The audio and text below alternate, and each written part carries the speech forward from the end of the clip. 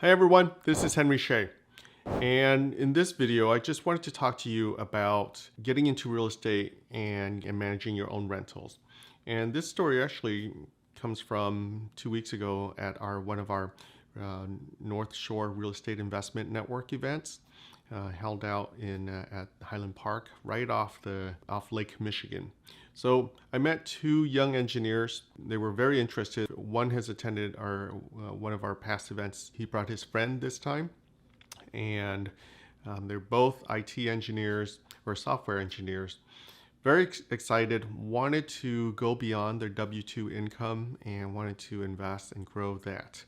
So, and they're following the path like most people do, right? Most people say, hey, I'm going to get into real estate, so I'm going to buy something and rent it out. I mean, that's the tried and true process. That's the tried and true path. And they wanted to pick my brain. And we had a call after that. They asked all the typical questions, right? How much money do I need? Where should I invest? What type of property? And I want to share with you some of the responses or some of the discussions and questions that came up there. You've heard me say in the past that active real estate investment, meaning being a landlord, is one path to real estate investment. The other path is more passive, where you're an investor and you allow someone else or another team to manage that. And typically those aren't single family homes. Typically those are large multifamily apartments, warehouses, or any other commercial asset class type. But yes, 99.9% of people, because we've been taught like that by our parents, right? And by those around us there, to buy a house or an apartment and rent it. So in this video, I want to talk about that real quick. And these are the same things that I shared with those two young software engineers. First thing, you got to understand that being a landlord takes a lot of work, right? Not only are you acquiring the property, but even before acquiring, you have to find the property, negotiate and acquire it, get the financing for it, and once you close, you have to update it somehow, right? If you're really lucky and you buy a brand new home, you still have to make sure that everything's working well, right? But like most people, and because of the housing stock here in Chicago, you're gonna have to buy an existing home. And most of the time you'll have to do something to it, update it somehow.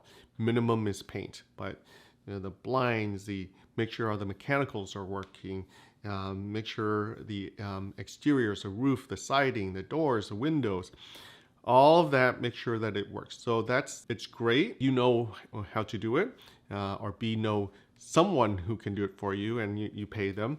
And of course, time. The big thing is, outside of your W-2 job or your business, you need to have the time to focus on this and do all these things.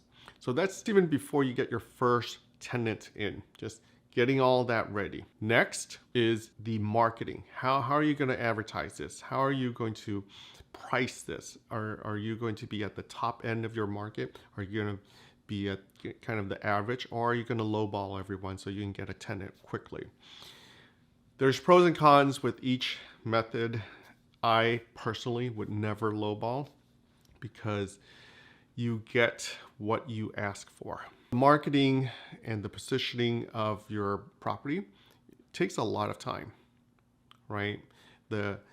You market, you answer the phone calls, you have to vet your tenants. So how are you going to do it? Are you going to run their credit checks, criminal records, payroll verification?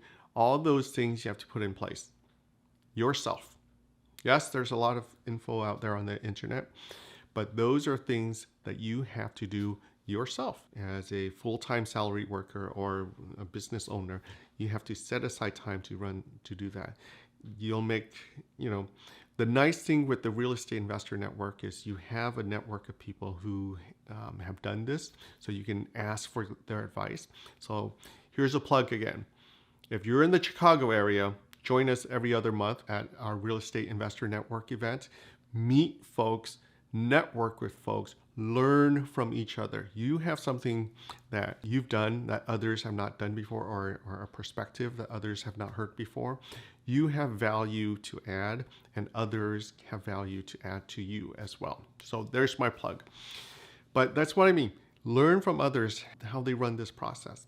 And so, okay, you found your perfect tenant paying top dollar that you want. Exactly. Everything's great. Now they move in. So that brings me to the third aspect of this. So they move in. You're going to get calls the first day, the first week. Henry, how come the toilet doesn't flush right away? Or how come the faucet is leaking? Oh, Henry, how come the door jambs don't close all the way? The windows don't close all the way. Oh, how come my neighbor's dog is barking at all hours of the day? You're going to get those calls. And I guarantee you, as the rules of the universe would have it, you're going to get those calls at the most inconvenient time of the day or night. So you hear me? Do you feel me? I know landlords out there feel me, because these things happen. So that's the third part, just managing the rental, managing the tenant. And the other thing is, how are you going to collect rent? Or do you accept cash, check, cashiers, electronic payment? I highly, highly, highly recommend electronic payment, because things don't get lost. There's always a record of it, and they don't have to come to you, or you don't have to come to them. It's all done, and they can schedule it automatically. So there's none of the, oh, I forgot it's the first of the month, that sort of thing. Hey, set it up once and forget about it, right? So there's all these processes in place that you, and all these hand-holding that you have to have for your tenant. Even if they're the best tenants in the world, the first month, you're going to have to be answering a lot of phone calls and questions. So, but most tenants are not the best tenants in the world. You're going to have those phone calls there. As long as you have time, guys, again, if you have time and the energy to do that, to do the 3 phases there of a rental, great, great. But that's assuming that the money, that the rental is cash flowing, or the appreciation of the property will cover for all that eventually. So remember one of my other videos, I talked about how do you make money from rentals? And there's really 2 ways.